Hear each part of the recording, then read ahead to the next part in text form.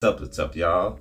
Happy New Year. It's Cosmic Cage back with another episode. So we took some time off for the holidays. Hopefully you enjoyed the time with your family, your friends, and the time off from work or school or whatever break you got. Hopefully you did take a break, all right? I think that time is really good to unwind. I think rest is just as important as the work you do, especially as we head into the new year.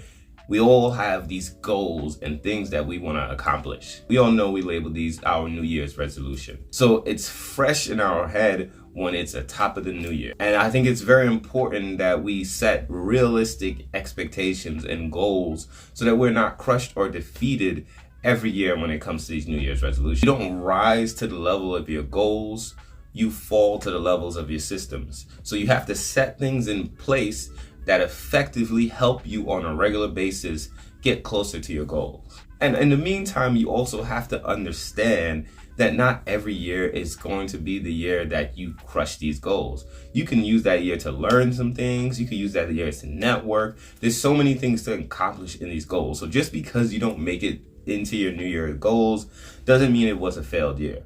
What I want to talk about, especially today, is your mindset. And I think that's very important and the first step into accomplishing a lot of your goals. Continuing with what some of the episodes I've done with the podcast, we had a discussion about like discipline, mindset, setting goals and all these different things, especially as you get into setting and marking and kind of tracking your goals for the new year. As this is a very important discussion because it is important to strive for things, because the more challenging things you do, the better you become in life. And with that, you will encounter failure. So in this conversation, we're going to talk about everything. We're going to talk about discipline. We're going to talk about failure. We're going to talk about, how to have a proper mindset leading into the new year. So sit back, relax, and enjoy. I always refer to failure as the beginning versus the end. I don't think you actually try things in life until you fail, because that means you are guarding yourself against it, right? You're not willing to try new experiences. You keep yourself in this box because you're so scared to try to go outside of it and experience something new because it's unknown, right? People tend to stay in the known a lot in their life, and that's how life becomes very redundant, repetitive, and people stay in a box, right? We know people who would sit and work at a company in a role for their whole life, like no progression, no nothing. You see that whether it's in health, whether it's in fitness, whether every different aspect of life, even development, personal development. And the biggest thing, especially with men, I think right now, the issue right now is our issues with failure, rejection, and a lot of the stuff that comes with it. And we're so scared to deal with it that we don't understand that is required in life. Heartbreak, all of these things, you learn some of your biggest lessons from that. So if you're not willing to fail, you're not willing to try. So I think the biggest thing is just putting yourself out there and trying, and then being able to fall and get up and laugh it off. When you bust your ass and laugh, you know what I mean? Laugh and get up and just like go about your day. You sitting down there like, damn, and feel bad yourself, it doesn't get you anywhere after. So I always think of what is the next step after this. The best way I could define discipline is just like I can go through my life and how I apply it now versus what I thought it was before. So I was talking about this on like social media. Like they talk about, you got to post every day in order to like have your page grow and things like that. And I've created templates to make my life easier when it comes to that. But I still miss days. And when I do miss days, I don't beat myself up about missing those days, right? So I miss a day, I'm like, damn, I missed a day. How can I either make sure that I'm more prepared ahead of time? Because most of the time I miss days, it's usually like, either I'm going out later that day, I'm going a day, or I'm out all day. And I'm like, wait, if I do this in the morning, then I don't have to worry about the evening. And my thing is, I gotta post every day at 8 p.m. No, I don't. I don't have to post every day at 8. I just got to make sure I do it. If I do one post versus 3, at least I post. And I think my mind frame around it has been like, it's okay if you get a little off track and you get back on track. It's okay. It's just your mindset staying focused onto like a task at hand and understanding that you're always going to have to adapt because nothing in life is constant. And like we talk about with health, right? Like people who go out with their health goals and sit there and say, I'm eating clean all the time, I'm eating salad all day, I'm just gonna eat this, I'm not gonna eat nothing else. And that's not what I tell my clients when I'm training them or anything like that. I'm like, yo, life is gonna happen. Like, you're gonna go out to events. I'm not gonna sit here and tell you don't eat your birthday cake, on your birthday. I'm not gonna tell you when you're on vacation, don't enjoy yourself. Like, you just understand, okay, I did this, that's okay, that's a part of life, but I know I can get back on track, and my mindset is good that when that does happen, I'm able to come back on track. So for me, that's really how I kind of define discipline. It's just more because, like, it's fluid. You have a goal in mind. You still focus on that goal in mind, even when you get pulled off track. So it's not really necessarily like have to look a certain way. It looks different from everyone. I will consider myself a workaholic, right? Mm-hmm. One thing that I have gotten better at is busy work don't necessarily mean it's good work, right? And a lot of people think because they're busy and they're doing a lot of things that they are doing good work. And I realize a lot of the times when you're focusing on so many different things, you get good at nothing. And you have to literally, the way the human bodies and your mind is wired, it's like 2 to 3 things in a day that you can really focus on and actually progress. Mm-hmm. If you're trying to do a bunch of different things throughout the day, you are kind of almost wasting your time. And I've gotten good at the point where I'm like, I go into the day, I used to do a to-do list, right? And I'll have like 10 things on the to-do list. Now it's like, what are the 2 to 3 things I want to accomplish today?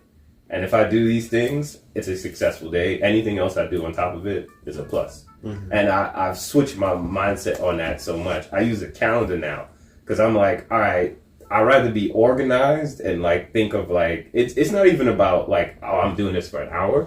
It's more so to help me say like, okay, around this time I'm gonna be doing this. Okay, around this time I'm gonna be doing this. And all right, I can work out around this time because I got a little break between my clients. So I think I shift my mindset around how being busy and productive can be, because I am still busy as a motherfucker. I still work a lot, but my connection and my thought process and my mindset around it is a lot different than it's ever been. And coincidentally with that, this is the most consistent I've ever been in my life when it comes to like, posting on social media or like staying consistent with my business, posting on YouTube. Like all this is the most consistent I've been for the last 4 months, and it's my mindset I had going into it. How do you choose goals that truly align with who you're becoming? And what's one goal, I like this one a lot, you're especially proud of this year for achieving? Alongside that, with growth and wellness, what's a wellness trend or a current trend going on that you want to call out now, for good or for worse? I'm a trainer, right? And I think that I'll use this to talk about fitness, as this is also New Year's, and everybody around this time always gets serious about their fitness goals. And it's usually, right, the first couple months, they get at it, and then after that, people mainly fall off. It's become like such a thing, like it's world known at this point, right? Like New Year's resolutions. And the first step I have to do is make sure everyone knows, well, most people know SMART goals, right? So I gotta set realistic expectations. And then a part of it is we gotta meet you where you're at. And then we also gotta see what were your patterns before this. Because for me to sit here, like let's say I wake up today and I say I wanna write a book, right? If I've never written or haven't written anything in the last 5 years, my first step is gonna be a lot different than someone who's wrote a book already. And I think that's one thing that people have to sit here and understand. So if I start a fitness goal today and someone who hasn't worked out in 10 years have a fitness goal, and we both have a goal of losing 20 pounds, the way we start, our mindset, everything about it is going to be different because of all the things we've experienced leading up to that. And I think people have this attachment or this negative attachment with falling off with things, or like things not looking the way they think it's going to look. And then they end up stop doing it completely. And I think a lot of the times you have to sit there and you have to reassess and reevaluate your daily habits. And then once you can sit there and see what you do on a regular basis, you can start setting more realistic goals. Because a lot of times people sit there like, I want to go to the gym 5 days a week. You got 2 kids. You work 50 hours a week. You don't get no sleep. Like that's not realistic for you. You know what I mean? So if I look at my pattern, if I look at the stuff I do on a day in and day out, and then obviously not being scared to reach out for help, telling people like, yo, I don't know, that I don't know what I'm doing. And another thing that go with fitness, the thing is 90 to 95% of my clients there's two different things. Most of them are women, or if they're men, they're older. Because what ends up happening is a lot of younger men don't want to accept or ask help. And it's a constant thing in the gym. It's like they see something, they could be doing something completely wrong. You have to be careful how you approach them. You have to be careful how you help them. And even if you do, they still gonna be like, what you like, yeah. People would sit there and tell me, I've worked out longer than you've been alive. That don't mean you're doing it right. You know, so take it from me, I probably have injuries from that. You know, so it's just so many things with setting realistic goals. Like I go on and I don't want to, but those are some things I would say. Once you set a goal, I want you to look at some of those things. I could say, I kind of touched on it with the posting consistently and having a good relationship with that. You know, I'm not a social media guy. I don't post. So to do that, I thumbs up to that. A trend, this might be a little interesting. So I love that mental health is a big part of the conversation now. A lot more people are having the conversation about mental health. Wow, I know where you're going. I know where you're going with this. However, a lot of people are weaponizing their feelings and therapy to attack or to justify negative behaviors. And I think that is harmful just as much as it's good. People also have like an attachment to something and not have growth to it. I think if you do anything to help yourself, you have to sit there and say, is there real development in my skill set? Am I getting better at this? Or am I going through a cycle over and over and over again? So if I went to therapy, or if I'm taking all these steps to help my mental health, but what I'm masking is really, I'm portraying something to be able to weaponize my feelings so I don't have to adjust or change it. If you get what I'm saying. Right. So it's more of like, oh, I feel this way. This is why I feel this way. And you have to do something about it. And we always talk about it. It's like a lot of the sensitivity that you ask for people, you have to give it to them as well. I can't sit here and say I'm progressing myself mentally and I don't care about that other person mentally. Just because you have stuff going on with yourself, you have to see how it affects everyone around you. And I don't think a lot of people are doing that. They're doing the work, or they say they're doing the work to progress themselves, but they're not consciously thinking about how that affects all the people around them. And like, that's my thing. I'm like, if we want to have a holistic, healthy conversation about mental health, it is more of a universal thing than a singular thing. What's one lesson about goals you wish someone had taught you when you were younger? Also, what's one practice listeners can try this week to fuel their growth? Buy your kids less toys. It will help your pockets grow. So I could say this is kind of like goals, but it's the whole topic on everything. And I think this works well because obviously this is the wellness playbook. And so it's funny because last year around this time, I listened to an episode of Jay Shetty, and he was talking about year and reflect and then heading into the new year. So he does this new year episode.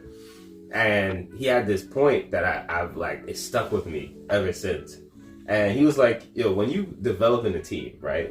We all know sports, right? You don't win the Super Bowl the first year. You got to put stuff in place every year to build it. You got to build the infrastructure. You have the right staff. You have to develop the players. You have to have the right facility. All that stuff take time. So he was like, not every year is a year for you to win the Super Bowl. Some years are developmental years. So sometimes like you go into the year thinking like, I'm going to be so successful in all these things, not knowing or not understanding that year was meant for you to learn a bunch of stuff. That year was meant for you to understand a lot about like your career or something else inside of it. So not because you didn't reach your goals doesn't mean it wasn't a successful year. Doesn't mean you didn't learn a lot when it comes to developing other crafts that's going to get you further in the next chapter or 5 or 10 chapters later. All right. Hopefully you enjoyed that episode. Hopefully you could take something from that, and hopefully you have some goals down in place, write them down, set some things, set some daily habits for you to do, set some systems in place for you to actually make it easier for yourself. And with all that, hope all is well. Cosmic Cage out.